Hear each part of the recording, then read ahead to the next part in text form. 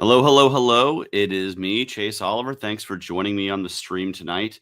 Having a great night here in Atlanta, Georgia. Just thought I would jump on a stream today, maybe take some comments and questions, talk about what's been going on in the news, and maybe what I'm going to be up to as, there is nationwide responses to what is going on with the federal government, ICE, and immigration, particularly in Los Angeles. So I figured, why not have a live stream tonight? So to all of you who are watching, who are checking things out, hello, hello, hello.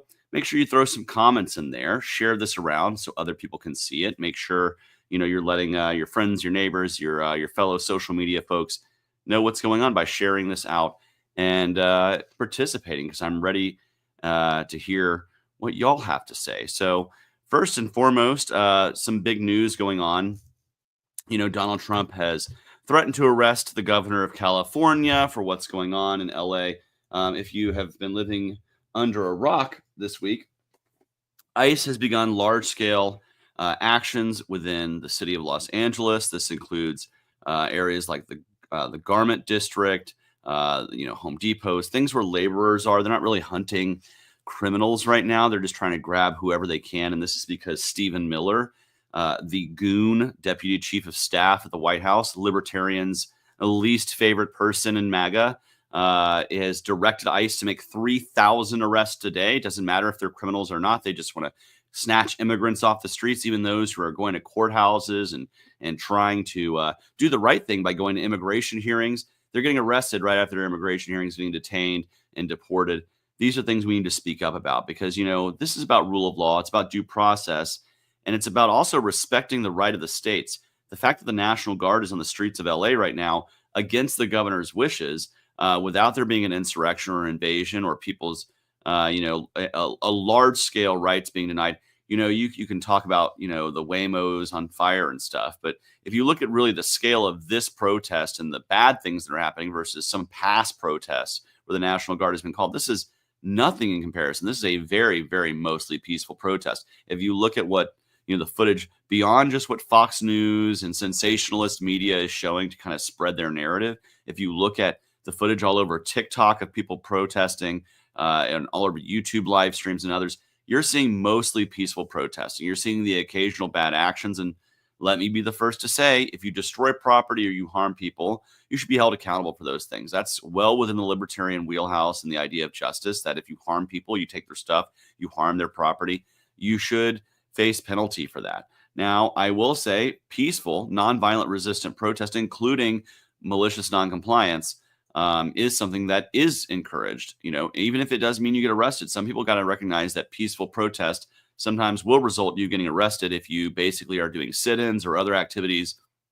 You have to prepare for those kinds of things. This is nothing new. And so I encourage those who are peacefully protesting to continue to do so. And I'll actually be out this weekend at the No Kings protest in Atlanta. There are protests all over the country that will be happening on this Saturday. I plan to be a part of that, representing the idea that not only should we be opposing this large government abusing our rights and our liberty, but we should be opposing all large governments abusing our rights and our freedoms. And we can't forget where a lot of this came from. Like if you look at Tom Homan, the goon who's in charge of immigration, their immigration czar under Trump, that guy was headed up to ICE. He was appointed to ICE by Barack Obama. Okay. He helped create a lot of this mess. If you want to look at the denial of due process and rights and the excuses that people like Stephen Miller and Donald Trump are using, look at the NDAA signed by Obama and Biden and Trump and Bush. Look at the Patriot Act. Look at all the other things that have been passed that have been leading to a denial of rights. And we need to stand up firmly as libertarians. And we need to be out there. We cannot be hiding behind keyboards. We can't be hiding behind podcasts and live streams. We actually have to get out among the people and talk about these things. We can't be afraid to do it because they might be Democrats or they might be on the left. Get over yourselves. This is the time to actually recruit people to action. People are extremely dissatisfied with both major parties. And this is the time when libertarians need to get out. So, yes, Chris, I see. Take the power back. Exactly. That's what we need to be doing. We need to be getting out among the people. We, libertarians and anybody, independents, Democrats, Republicans even, you need to be getting out among the people and protesting these actions from the Trump administration. And I'm going to talk a little bit later about some tips that I'll have as somebody who's been participating in protests on the street level for over 20 years now, of things that can help you. If you're going to be out there, especially if it's your first time, we want you to make sure that you're protesting safely, doing what you can to speak out against the government, but also protect yourself from harm as much as possible. Because rest assured, there's a lot of people who are wanting to harm folks. Um, First, this question from I'm going to throw this one up because it's in chronological order. These next two questions. First, would you consider running for governor of Georgia in 2026? Paul, thank you for the question. Here's the first thing that we have to focus on in the state of Georgia is actually getting statewide ballot access back for the Libertarian Party. So if you want to see me or frankly anyone in the Libertarian Party run for governor in 2026, I encourage you to go to LP Georgia, the Libertarian Party of Georgia's website. Let me just pull that up here. Libertarian Party of Georgia.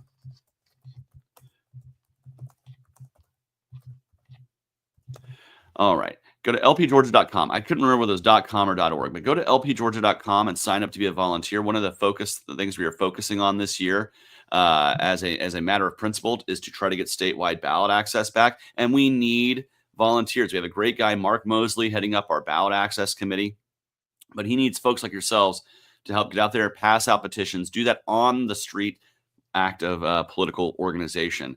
And so if you want me or anybody to run for governor, would I consider it? I guess I'd say I'd have to if there was a groundswell of support, but I hope that there's somebody else that can run, considering I've done 3 election cycles in a row. I would like to take a break for at least 1 election cycle, but I will consider anything that's of service to the party.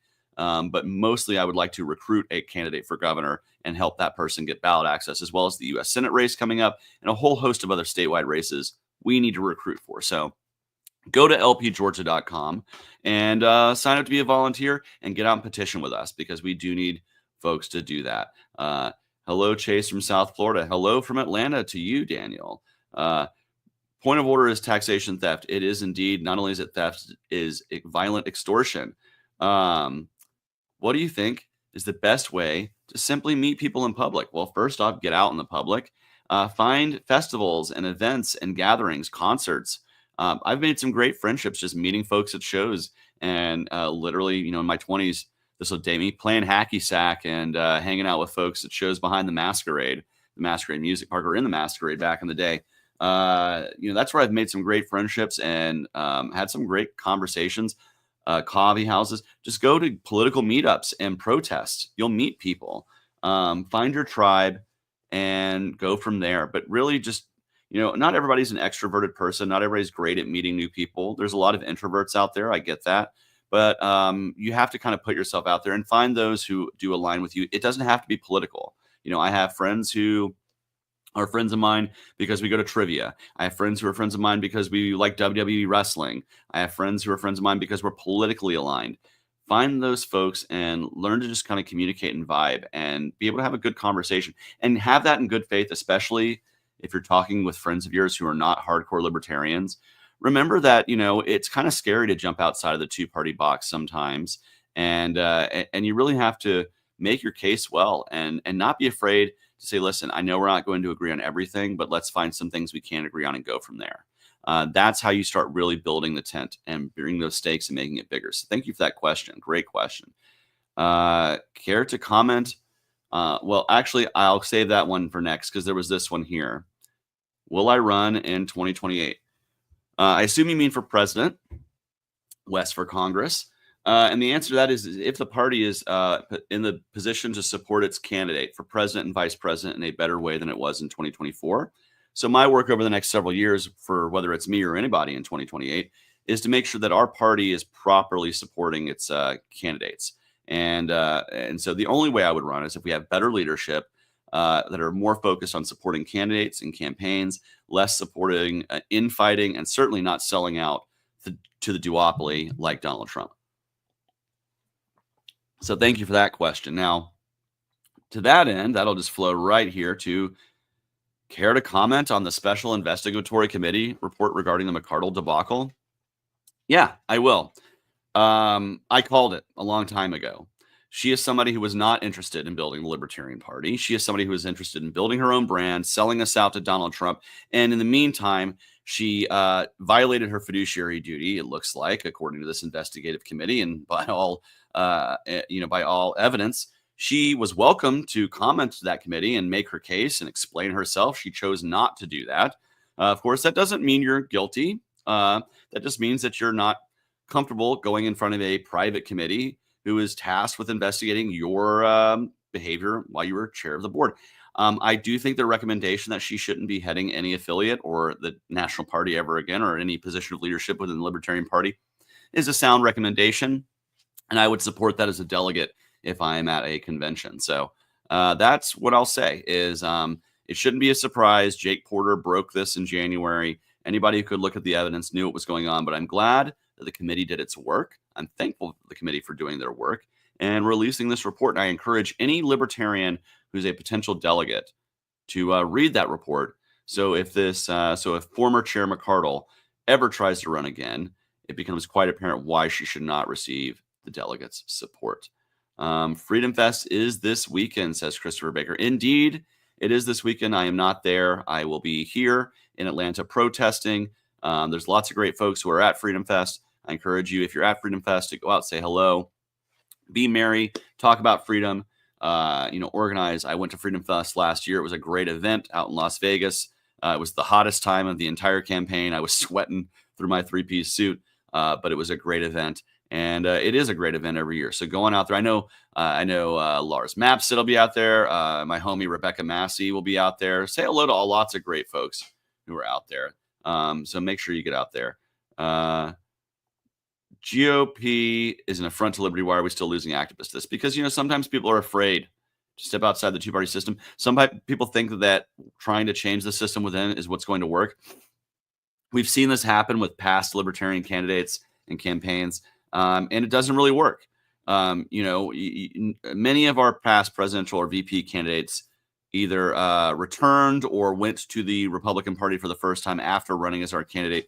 And with the exception of Ron Paul, who did run a very high-profile campaign for president in 2008 and 2012, and did run for Congress and serve in Congress, no one else really made that dent. And I would argue that even Dr. Paul, being in Congress, was not given the fair due respect by leadership, was not able to really pass bills and legislation, had to vote no on everything because we were spending out of control. So it didn't limit and create fiscal conservatism because Ron Paul was in the GOP. It's not like the GOP leadership was suddenly like, hey, Ron Paul's here, we're going to stop deficit spending. And so I don't think it's the best path to growing liberty or libertarianism. I think we need to really examine what it's going to take to break out of a two-party system in this country, or watch as one of the two major parties fail and replace them, not join them, but replace them. And I think the GOP could be heading in that direction under MAGA. But yeah, that's what I'm thinking. I'm seriously worried about the LP's ability to attract good people after the last few years. I've watched too many good people take lots of abuse for trivial reasons. What do you think? I agree with you there. I agree with you. I think it's ridiculous that so many of our hardworking volunteers and people who have worked really hard for our party, they get pushed out due to combative messaging, toxic work environments. We've seen this over and over the last few years, and we do have to turn this around with new leadership. And I do think that that's what I'm going to be looking for, is leadership that's demanding professionalism, ethics, transparency, and ultimately want to change the tone of our national party. Because I'll be honest, not only was I running against the Democrats and Republicans, but I had to run against much of our national leadership in 2024. And that's not conducive to spreading the message of liberty. What are my thoughts on my VP running mate joining the GOP? I released a statement on this, and I'll basically paraphrase it here. I disagree with Mike Termott's strategy. I think going to the GOP is not going to lead to the GOP becoming more libertarian. I think libertarians at best are treated as pawns on the chessboard by the Republican Party, not treated as, rooks or bishops or knights. They're not given an area of distinction. They're just treated as a vote and if you don't comply, they primary you just like they've done to Thomas Massey. I think they're planning to do the same to Rand Paul when he runs for re-election. And even if they make it through those primary challenges, why should sitting members of Congress from your own party have to field well-funded challenges from leadership when you need to really be saving that money to run against the Democrat and the other independents in the fall? Like, it just doesn't make sense from a party standpoint. And they so disrespect libertarians that they treat them this way. So I respect Mike. I do. Mike was a great running mate. He always did what was asked. He, he was on board with the ticket. He was proud of the campaign he ran and the work that he did, as hard as we did run and as many headwinds as we faced. I was glad I had Mike as a running mate.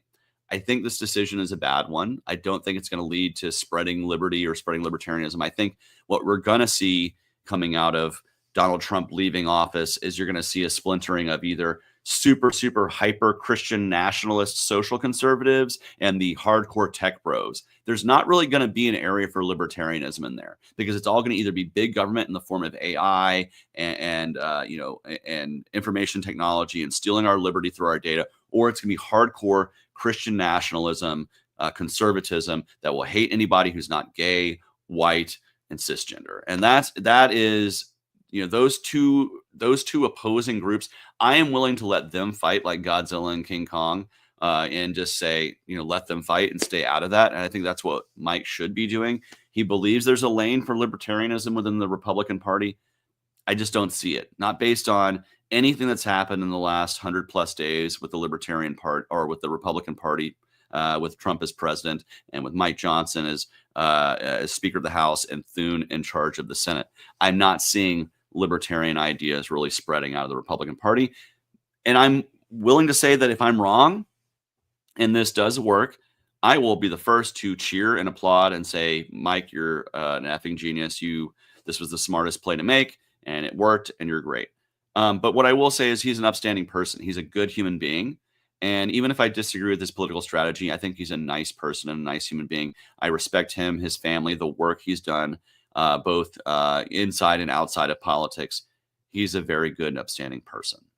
And but that being said, I disagree with him and think it's a really stupid idea. But, I'm sure he thinks some things I've done in the past were stupid too. But we still respect and like each other and are willing to say, hey, we're gonna approach different strategies for how to spread liberty, and we're gonna see which one works the best. And so there we go. Would have fun to see Chase as a counterpart to Elaine at WWE like costume. Hey man, going to Dragon Con this year. There's a good chance I'm going to be in some costumes there. Not really for political stuff, but just more for fun. But yeah, we love a creative costume. Whom would I support for LNC chair? First off, I'm not going to run. People have asked me if I'm going to do it. I'm not really interested in that position.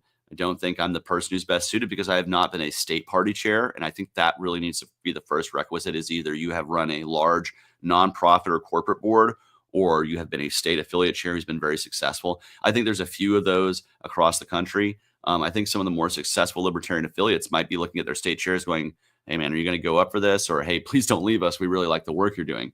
And I can shout out a few of those right now. I will say I was very impressed with some of the past conventions I went to. I just got back from Alabama, great convention out there. Very professional. Got back from the New Jersey convention. Lovely folks out there. Got back from the Indiana convention. I think that was probably the most profitable convention, if I'm not mistaken. And they do really great work in the Hoosiers out there. Shout out the Hoosiers.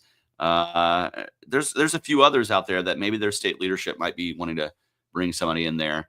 But that's what I want to see. Is I want to see somebody who's either run a state affiliate well, or somebody who's run a corporate or nonprofit board very well, and who's willing to show the ability to have an open and transparent working environment, one that's positive and conducive to building things, not tearing each other down, and will push that forward in their style as chair. And also be a chair that runs with a light hand, that doesn't want to micromanage everything, that recognizes that there are roles for people, to find those roles, to put those people into those roles, and then trust that the people underneath you are going to do a good job, while also, verifying and making sure that these things are happening. But don't micromanage every single thing, because I think that's what leads to a lot of tension, both with staff and on our board. I think it would be a good idea if we could do that. What do I think of Dave Smith? I think Dave Smith and I disagree on a lot of things. I'm sure he has a lot of libertarian ideas. He has a lot of non-libertarian ideas. He would probably disagree with my assessment on that. I think his ideas on immigration are very, very quite less libertarian than many of his other ideas. Glad he's anti-war. I think it's funny that a post on X with a rainbow triggers him because the LP just said, "Hey, individual rights are for everybody, even in Pride Month," and had a rainbow porcupine. If that's freaking you out, you really need to re-examine and get off Twitter. Let's see. That's all I'll say about that. Bu- bu- bu- bu- bu- bu- bu- bu- bu- do you think with enough cash or with enough effort? I meant to say cash. Someone said cash up ahead. Do you think with enough effort, the LP could blow up in popularity? Absolutely. I do think that, Joshua. I do think if we work enough, organize enough, change some of the ways laws go with regards to ballot access, voting laws, we could certainly see a growth of a Libertarian Party and really a shifting away from a two-party system into a multi-party system in this country, which I think would be a great idea. And so let's see. Um, Ken Molman with a history lesson. It's not uncommon for former L candidates to decide they could win if they switch to a D or R. In my 20-year history of the party, observing these type of things says that it never works. There's a group of the D's and R's dislike more than each other. It's us. That's true. That's true. Will Chase run for Atlanta mayor? Well, again, it's a matter of ballot access. For me to run, I'd probably have to run as an independent. The Libertarian Party would be able to endorse that candidacy, but not really have them as a Libertarian on the ballot. Would not help us with ballot access. I don't technically live within, I'm just outside the city limits these days because I've moved in the last couple of years. So I would not be qualified, I don't believe, for residency to run for Atlanta mayor. But I would love to find somebody to run for Atlanta mayor or for city council. Having a liberty-minded Libertarian city council member or Libertarian Party member serving on city council would be great. What are my thoughts on Wichita Mayor Lily Wu? I know she's a Libertarian. Don't know a ton about what's going on in Wichita. I'd have to ask my Wichita homies about that. I want the most boring pencil pusher possible as LNC chair. I don't agree with that because I do think in off years, you need a Libertarian Party chair when we don't have a presidential candidate who can do things like respond to the State of the Union address and professionally push ourselves outward. You do have to have somebody who can present themselves well. You can't have somebody who's just going to be, that's who you want is that's who you want is maybe a vice chair who can take the gavel if needed, but really is mostly behind the scenes or other members of the board. You want a chair who can not only work within the board, but also can communicate the message of liberty outward. You really do want somebody that can communicate well and do so in a positive manner that helps bring people in. All right, let's see. Have I ever met Donald Trump in real life? I've been in the same room as Donald Trump when he came and spoke at the Libertarian Convention. I was part of a group of maybe 1,000 or so people booing the crap out of him, which he deserved. It was the shortest speech I think he ever gave. He was a little scared of us. He's used to only being in rooms full of sycophants that just love him. And so the fact that people were just booing him, I think, scared the crap out of him. Wish you were present. Me too. If I were, not only would Ross Ulbricht be free, but so would a whole lot of other people. We would be ending the war on drugs. We wouldn't be cracking down with immigration raids all over the country, violating due process, violating separation of powers, ignoring court orders. We would actually have somebody who abides by the Constitution while also trying to cut down on the size, scope, and abuses of government. We don't have that today. Sadly, we do not. But that's because people need to vote different. Not just for me. We've had past Libertarian candidates for president who would be way better than anything we've got today and anything we've ever had. So let's see. Good evening, Chase. By the way, I hope you're doing well. I'll definitely move to Georgia just to vote for you when you run for governor. Hey, I never said I was going to. Don't hold me to that. We need a chair who pushes our candidates on stage as the stars. Hey, I like that idea too. And we do need that. We do need to be making sure we highlight our candidates. Here's one of the things I've pushed for a convention in a presidential year. And you tell me if this sounds good and what we maybe need to do in 2028 for our convention. First off, I would like it if we could hold some sort of national libertarian primary where any Libertarian Party member could vote in a blockchain. You have to be a dues paying party member for, maybe let's say a 6-month seasoning period, something like that. So we just can't have a bunch of people bum rushing. But some sort of way where we can vote or if not, at least maybe have a virtual vote for our delegates ahead of time. So that way we can kind of know who our candidates for president and vice president are. This was how we did it in 2020. Now, it was due to the fact that, the world was going crazy in 2020, and we did the virtual convention in May and then had the in-person thing in July. I think we need to do something like that. I think we need to be hosting some sort of delegate gathering earlier online that can select our ticket. And here's why. We need to program our conventions to be supporting our candidates, not just our candidates for president, vice president, though that is the main purpose of that. But what you want to do is you want to have your boring business stuff during the day and then break for dinner and then come back with primetime programming each night, which is what the major parties do for their conventions, and allows them to really put their best face forward. Now, let's take me and Mike out of this. We'll just go back to Joe Jorgensen and Spike Cohen, right? Let's say they were the ticket again. And how would we program this convention? Well, the first night, you want to talk about things that matter in terms of policy. And so you would fill it up with policy speakers who are talking about the libertarian idea on this, that, or the other, and why it relates to what Joe and Spike would be doing as candidates for president, vice president. Tuesday night is the night when you have candidates speak. When you focus on candidates who are going to be running for Senate and House races, gubernatorial races all over the country, and you give them each 5 or 10-minute speeches to speak up and talk about why they're running, and you end each speech with, and this is why I'm proud to be a libertarian, and this is why I'm proud to see Joe Jorgensen, Spike Cohen leading our ticket, blah, blah, blah, blah, blah. Night 3 is the night where you introduce your VP candidate to the nation.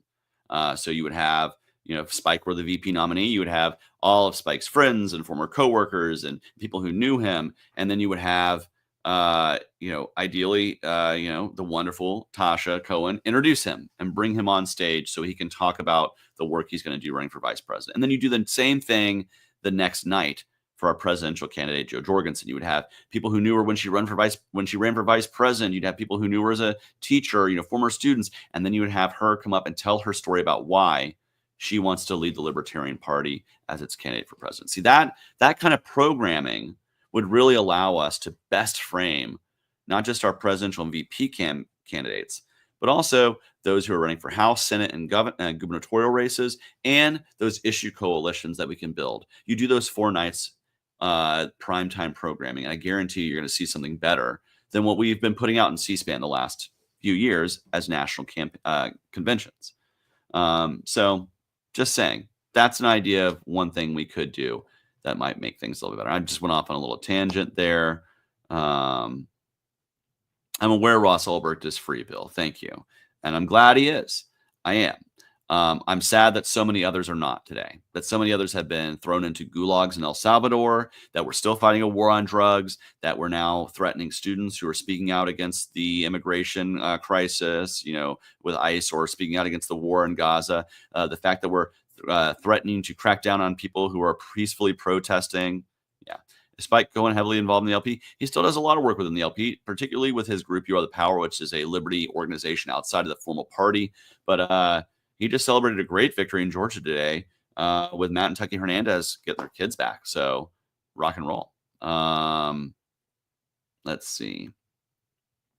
I haven't regretted voting for Chase Oliver for a single second. Hey, me neither. Rock and roll. Thank you, Scientific Libertarian. Let's see. Are the October 7th rumors true? I have no idea what those rumors are. I almost missed this. Well, glad you didn't. Chase for governor. We addressed that one first. We got to get ballot access. Oh my God, the libertarians believe in the Constitution? Kidding. Anyone who believed Trump did was insane. Yes, you are correct. You are correct. Randall Terry, what were your impressions of him and his crusaders?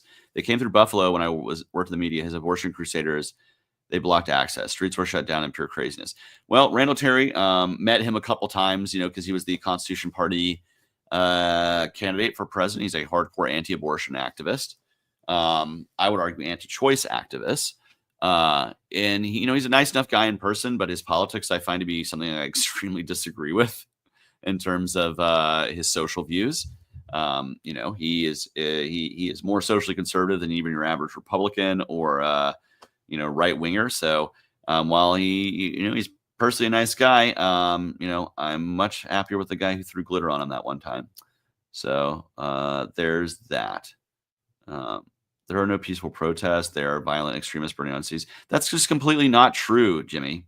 Talk to my friends in LA. I have friends in LA right now. Avens O'Brien, great libertarian, lives out in LA. She can tell you that for the most part, things are pretty chill still. There's no reason to have National Guard in the streets. Yeah, there's some protests and there's some things happening. But it's nothing that the LAPD, with their thousands of officers and multiple vehicles and SWAT teams and helicopters, cannot handle.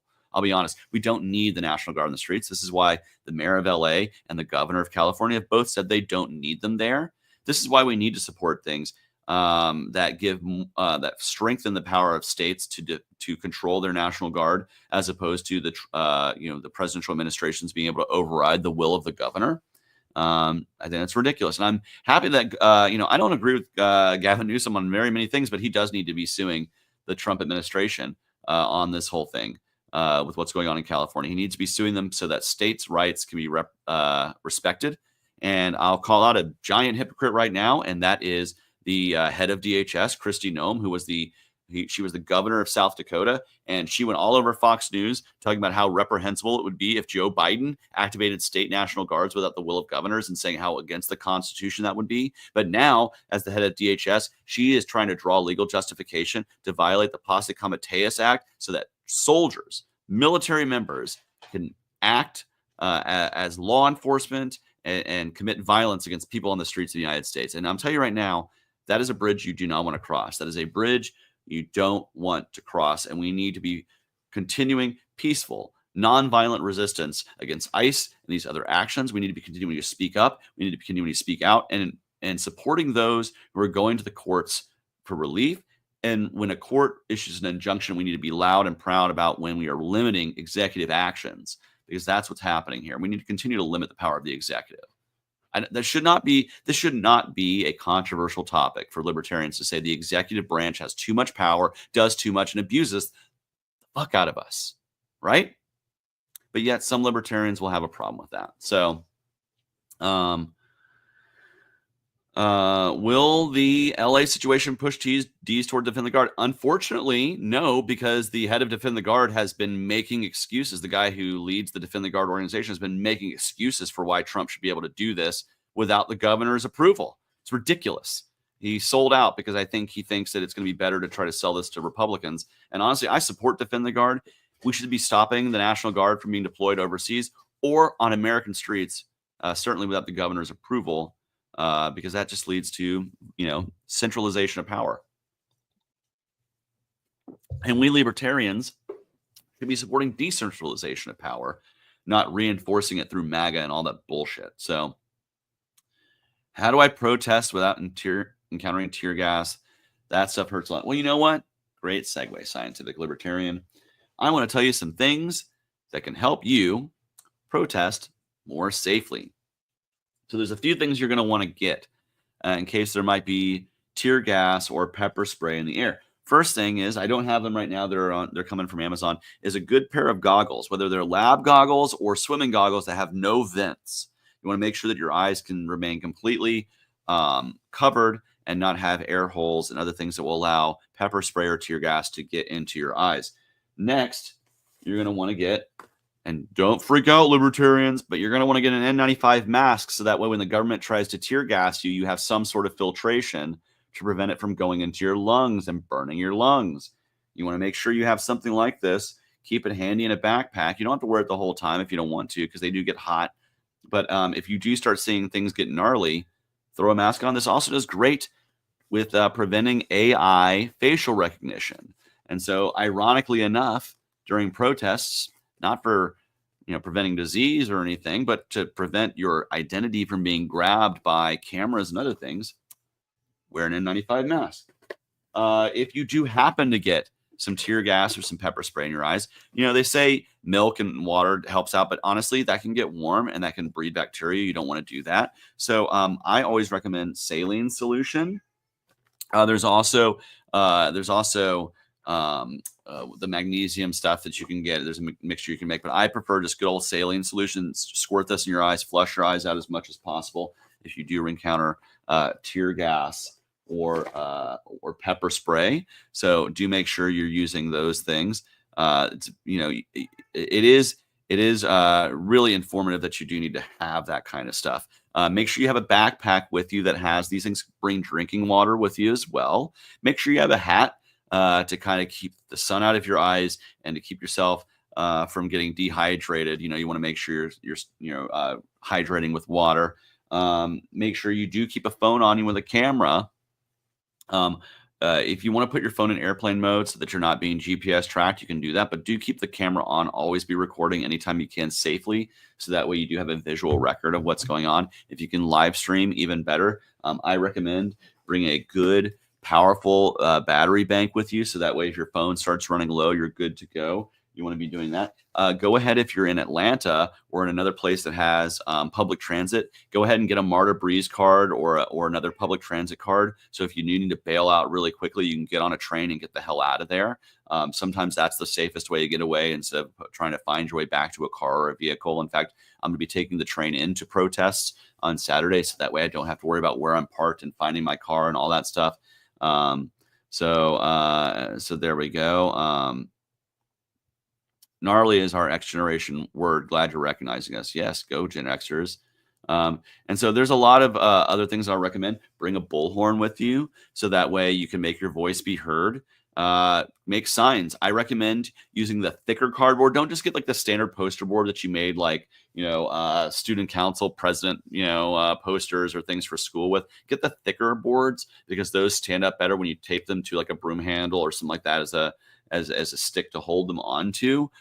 You can actually, best thing to do is get two, so that way you can tape on both sides, put two messages on either side. You can flip it around. You want to always make sure, if you have noise canceling over the ear headphones, those are great for flashbang grenades. So that way you're not as concussed when those things start happening. You can look for, other things. Generally you just want to be making sure that you're aware of where you're at. So know your surroundings. Don't panic. That's another thing. Don't scream if you do encounter tear gas. That is what they want you to do. They do want you to panic and freak out. Try to remain as calm as you can. Keep breathing. Those kinds of things. Am I a leftist? No, I'm a libertarian. But you remind me a lot of Jill Stein ideology-wise.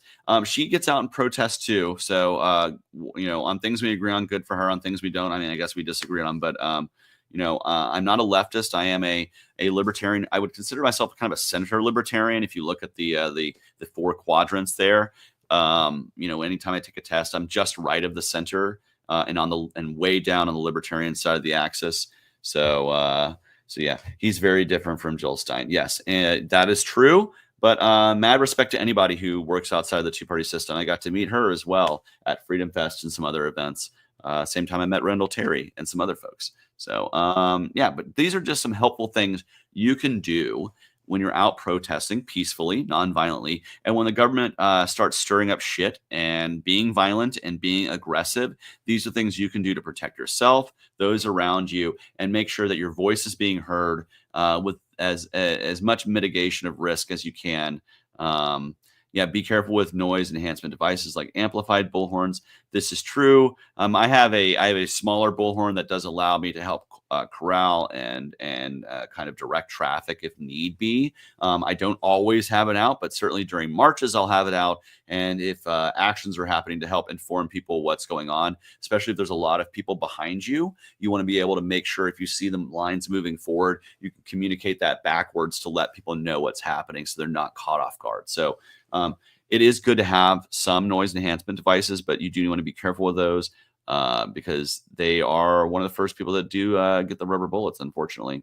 So that does happen. So that's the other thing. If you start seeing rubber bullets and other things happening, get yourself to safety. Don't be one of the people who's just going to stand there and take that stuff. It's not the greatest thing. And for goodness sake, do not escalate. Don't throw rocks or other things. That is exactly what the Trump administration wants you to do. That is exactly what the media wants to do to create sensationalism. What you want to do is keep protesting loudly, proudly, and peacefully, making sure you're sharing your stuff via live streams. Send your videos to the local media. Send your videos to alternative media and make sure you're sharing it out there. So that way the story's being told by the people who are on the ground, not the corporate controlled media who are controlled ultimately by the political parties and the billionaires who buy and trade them on both sides of the aisle. So just know that if you want to be out there in protest, just stay cool. Recognize that not everybody's going to agree with everything you agree on in politics. So don't look for like everybody be kumbaya with everything libertarianism, but do recognize that you're there to challenge authority, to stand up for your right to dissent, your right to free speech, your right to free expression, and the right of people to move peacefully and live peacefully in our communities. If they're not harming anybody, if they're just working and living, they shouldn't be getting arrested and deported to gulags or being deported back to communist hellholes like Venezuela. We should be allowing these people some sort of process to get legal status to stay here and ultimately create a pathway to citizenship in the long term. Um, should protesters be armed? I don't think that should be the case for all protesters, certainly not every protest. Many of the protests on Saturday are specifically asking people to not be armed because they want to mitigate any chances of escalation. That's not going to always be the case. If things get worse and continue to downslide, we're going to see a lot more armed protests. But for now, I'm not going to be armed on Saturday, mostly because I'm going to be in a place where police can quickly arrest you because it is even though we are a constitutional carry state, during certain situations, they can argue that you're agitating. So I'm just going to stay away from that for the most part, unless things get worse. I am somebody who has carried at protests in the past, but this Saturday I won't be doing so. So that's just kind of should protesters be armed? The answer to that question is it depends on the protest, depends on the time, and depends on the person, honestly. And it depends on what you're going to be doing in the protest. Are you going to be leading and clashing in the front of the line? If you're doing that, I would not recommend being armed because there's just too much of a risk of escalation. If you're going to be hanging back, documenting, if you're media, maybe you do want to be armed so that you can defend yourself in case things go sideways. But really, for the most part, if you're up in the thick of it, I would not recommend being armed at this time. Just as a matter of practicality. So let's see.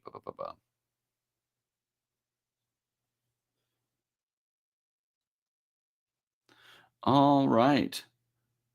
So let's see. Anybody else got any questions right now? We've been going for just over 40 minutes right now. Thank you to those who have been watching. Make sure you're again liking and sharing this out if you want. Last thing I want to say is ultimately, ultimately, I want to be somebody who is looking at what is happening on the street as an opportunity for us to organize around the ideas of liberty and limited government. We do need to start creating the threads that show that this is not a thing that spontaneously happened with Donald Trump being elected for a second time. It's because we have allowed government to continue to grow and grow and grow and grow and explode in the way it is. That to me is, prime real estate for us to really be getting out among the people and growing the idea of libertarianism. But we do have to tell the story about how Democrats aren't going to really solve this any more than Republicans are. They're just likely to take the power that's been now granted to Donald Trump and wield it towards somebody else in the future. And we need to be disarming government. That's what we need to be doing. I don't know. You're asked about land value tax. I really don't know. I haven't looked into it enough. Eric, sorry. Wish I had more to talk to you about it, but I really need to look into that more. Thanks for doing this, Chase. Thank you for doing this, Keith. Lastly, I want to say a little something about Pride. It is Pride Month. This is actually what I consider we're about to be starting what I call Freedom Summer, which is Juneteenth into Stonewall Weekend into July 4th. It's a great time of the year to really be talking about freedom. And I think it's really a wasted opportunity if libertarians don't embrace this few weeks to really talk about what freedom can mean to different communities and how it can be related to the greater picture of freedom and what it means to support individual rights as libertarians and how those individual rights are protecting not just people who look like you, who love like you, who act like you, who worship like you, but really empowers everybody to be who they are. And that is, and so I want to talk a little bit about these things. Juneteenth, I am a big supporter of it. I'll be out supporting it. I don't feel as a white guy, the best guy to be commenting on Juneteenth, other than the fact that we should all really be rising up and celebrating the end of chattel slavery in this country. Unfortunately, we have state-sanctioned slavery in terms of imprisonment and prison labor. because there is that big loophole in the 13th Amendment. But we should be celebrating the end of private slavery in this country, and that should be something that no matter the color of your skin, your background, where you came from, how long you've been an American, we can support. So moving right along, though, I want to talk a little bit about Stonewall and why I believe Stonewall is libertarian, and why I think we libertarians need to be looking at Stonewall as an opportunity to reach out to a community that oftentimes feels politically neglected throughout the history of the modern LGBTQ rights movement. Many times, even when they do have political capital, feel like their capital is being spent at a handicap, and that is the LGBTQ community. So Stonewall, if you're not familiar, this is why Pride Month is in June. People go, why isn't Pride Month in June? Why do you have a Pride Month? Why do you have a whole month for Pride? Because in June 1969, there were gay bars. They weren't like they are today. They were very underground. They were hidden from most people.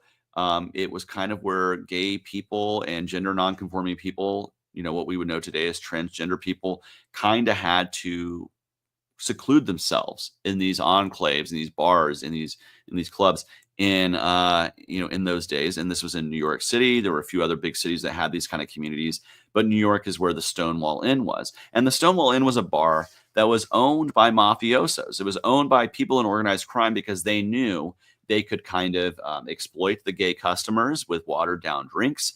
They knew that they could pay off police to avoid police raids, because at that time, if you were wearing opposite gendered clothing or dancing with members of the same sex, you could be arrested for lewd activity. And so what they would do is they ran this bar, the Stonewall Inn, and they would pay off the police to not raid them. And, one day the mafia stopped paying the police, and the police, the state, they didn't like that. They didn't like that they weren't getting their extortion money from from organized crime. Because, what's more organized than the mafia in terms of organized crime? The government. They're the most organized of crime. And so they said, we're going to raid the Stonewall Inn. They did that in June of 1969. They went in, they started arresting people just for dancing with members of the same sex or wearing clothing that was considered opposite gender. And they were pushing themselves into the private spaces of this community. And people rose up and pushed back against them. And it started a 3-day uprising in the neighborhood in New York against police coming into these bars and saying how people can live their lives, how can they express themselves, how they can love who they can love, right? And they pushed back, and it started a modern movement, the modern movement for gay rights, from people who were sick and tired of the state abusing them. They said, no more, we're going to rise up and fight back. Tell me that's not a libertarian spirit. Tell me that's not a spirit of fighting for your rights and fighting against abuse from government. That's something we should be celebrating and not mocking on some of our national social media channels. I've seen it, and I think it's disrespectful. I became a libertarian because the Libertarian Party of Georgia, in my home state, was out there at gay pride before their candidates for governor from the Democrats or Republicans ever did it. Our candidate for governor went to gay pride because he knew that this was a community worth reaching out to and preaching the message of liberty to. The message that you can be who you want to be, live as you want to live, love as you want to love. And that's a powerful message that libertarians should embrace and spread, not just to the LGBTQ community, but all communities. No matter your color of your skin, your faith or lack thereof, the way you live your life or express yourself, that should be a message that we embrace and champion and carry the torch for. But instead, we have messaging that muddies those waters, that says, oh, well, how dare you have a rainbow flag? You're not supporting all rights for all people if you talk about the individual rights of certain communities at certain times. That's bullshit. That's bullshit. I'm sorry. The identity politics, I'm sorry. But we need to be communicating liberty to Black populations and white populations and Latino populations and Asian populations and gay populations and straight populations and cis populations and trans populations and old populations and young populations, Americans and non-Americans, all over the world. We need to be spreading the message of liberty. And we cannot create artificial borders within our own communities of who can and can't embrace that message and who can and can't have messaging tailored to them. Because just like we support individual rights, we should also support messaging that is tailored or more individualized to groups and people so that they can hear it and come into the tent. And why can't we do that? Because of a culture war? I'm sorry. Because it's hard? Because we might get some shit on Twitter for it? Give me a break. Ron Paul in 1988 went on Morton Downey Jr.'s show and said we should legalize heroin. Okay? Get with it. Grow a sack and actually fight for freedom. I am so tired of this. We have to capitulate to the culture war. We have to capitulate to conservatism. We have to capitulate to this or that or the other. No. Live as you want to live. Be who you want to be. The LGBT movement is an instrumental arm of the government at the moment, I assume is what you're saying. Ridiculous. Okay, first off, who's the government right now? Donald fucking Trump.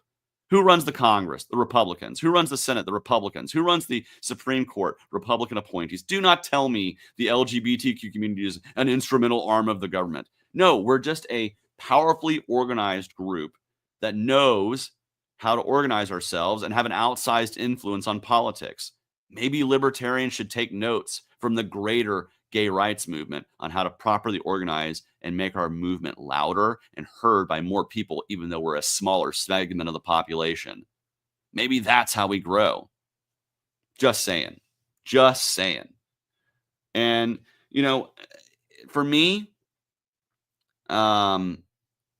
you know, admit that transing children is why most libertarians didn't vote for you. It had nothing to do with age. Bullshit, dude. No, I'll be honest with you. I'm not wanting to trans the kids. My point has been clear. Surgery for adults, other medical decisions made by parents in conjunction with doctors, not the government. That's called medical freedom. And if you want it for vaccines, you should want it for any other medical treatment. Parents should be guiding their children's health care, not the government. One way or the other.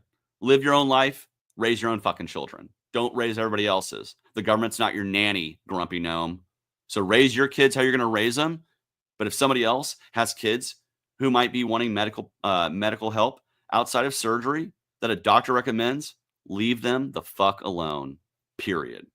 And that's not wanting to trans the kids or like spread some sort of ideology. I believe in a complete decentralization of government education. I believe education be a free market thing, a free market school of ideas. And guess what? You people who don't want to see that kind of stuff are afraid of actually having free ideas be spread. And you blame it.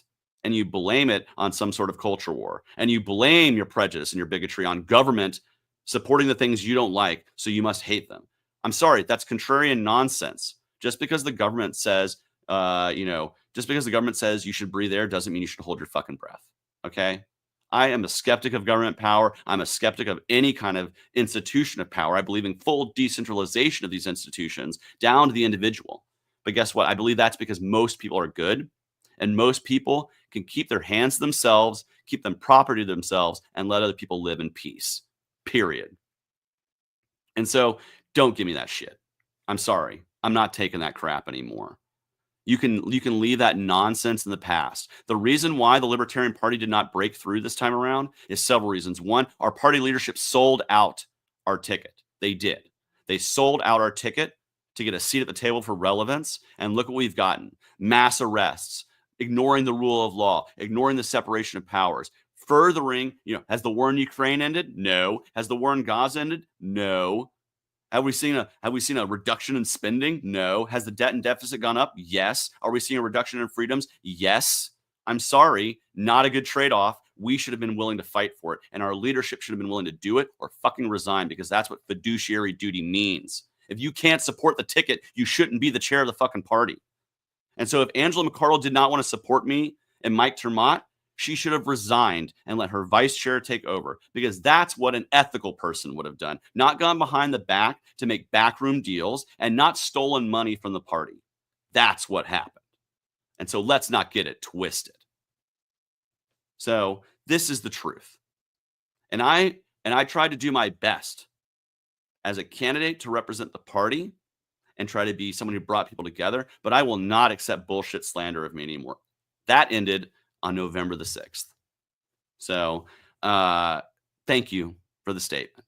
Have a nice night. Anybody else got any other questions? Anybody else got any questions? Love Chase when he's not playing nice for the campaign. I'm just being real at this point. It's time to be real. It's time for us to stop playing like children in a sandbox and start fighting for fucking liberty. And this, Chase, all of this is why I chose to vote for you. Thank you, David. Thank you. You are amazing. Thank you, Lori. I love you. You're amazing too. You do so much great work. I'm so happy for the work you do. Get out and be just like Lori. Chase, libertarians voted for Chase. Authoritarians voted for Trump. Agreed. Chase with a spicy chaser. Yes, I like being spicy. Continue to never regret my vote. Exactly. Well, let's keep getting out there and fighting. What are my thoughts on the FBI? They're a pretty criminal enterprise that does a lot of shady stuff. And oh, by the way, let's talk about who heads the FBI right now. Kash Patel. Remember when Kash Patel said he was going to turn the FBI into a deep state museum and he was going to release all the Epstein stuff? And then when Elon said his tweet the other day, Kash Patel was on Joe Rogan Live and he froze up like a snowman. He was so frozen. He couldn't say anything. And I do want to say, Joe Rogan, you really should have asked the question. So is Donald Trump in the Epstein files? Yes or no?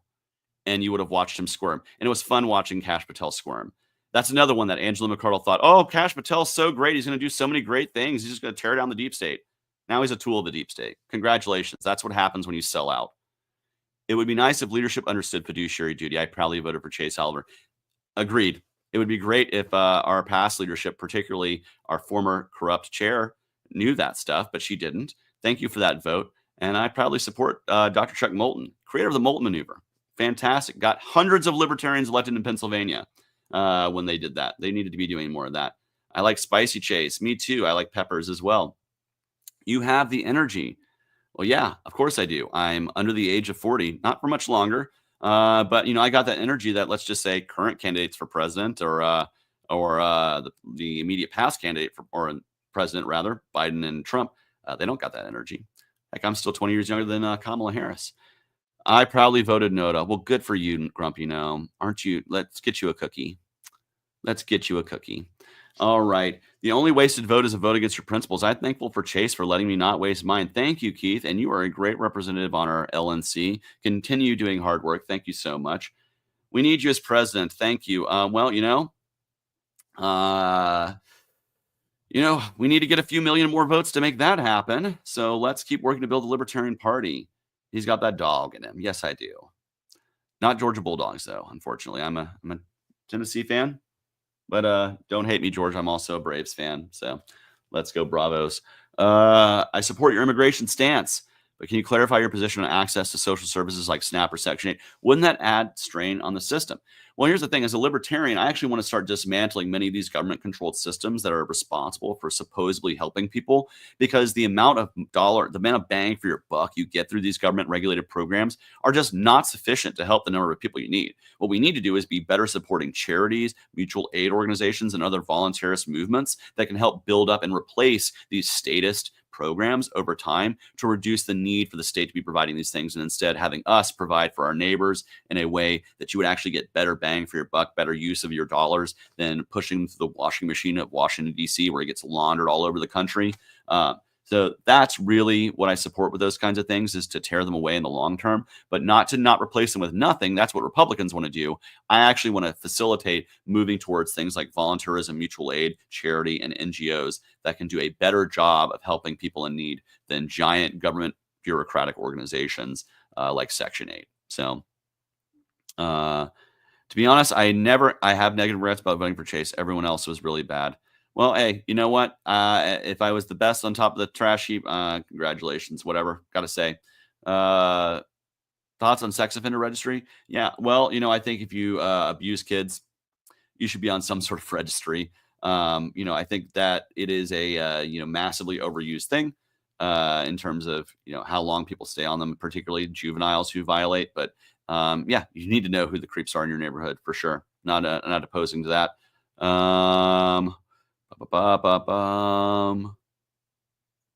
What government agencies do you support, or would you support if they were cut down? I'll be honest, I'm an anarchist, man. I don't support a ton of things. A justice department so we can have some sort of adjudication of disputes in a court of law, a military to defend ourselves from invasion, not to have them on our streets, certainly. A state department so that we can have some sort of foreign policy. An attorney general. Yeah, not a lot of cabinet level positions. Let's just say no DHS. We don't need a Department of the Interior. We don't need a Department of Commerce. We don't need a Department of Education. We can fold the nuclear stuff into the department from the Department of Energy into DOD, and then get rid of most of the Department of Energy. I mean, we could get rid of so much of the bureaucracy and not even miss it if we replaced it with private free market solutions instead.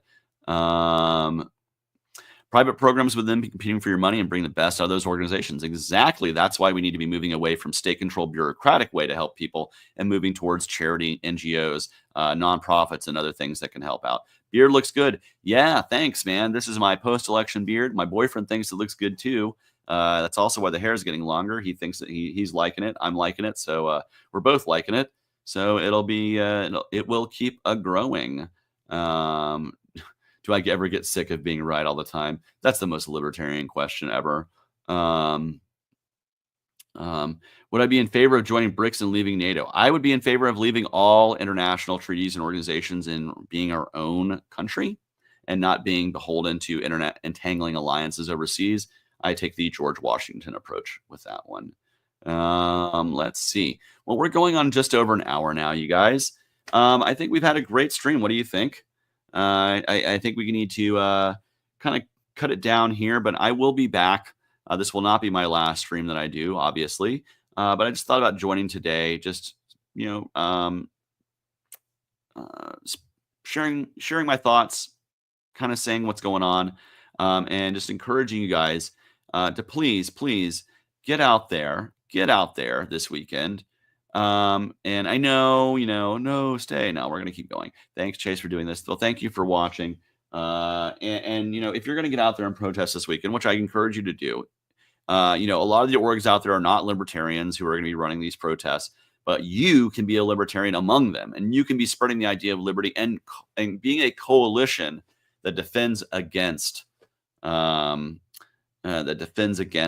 pushbacks and the authoritarian abuses, rather, from the Trump administration.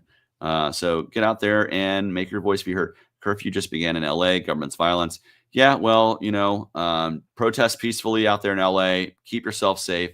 And again, I'll be out there this weekend doing the thing. A lot has happened in the past week. Of course it has. Always great to see you. Always great to see everybody. But you guys have a good night. I'm going to wish you the same thing I do to everybody. Whether they love me, hate me, know me, or don't. I wish you who are watching, everyone you know, and really everyone in the world, a life of peace, of love, and of liberty. Have a good night.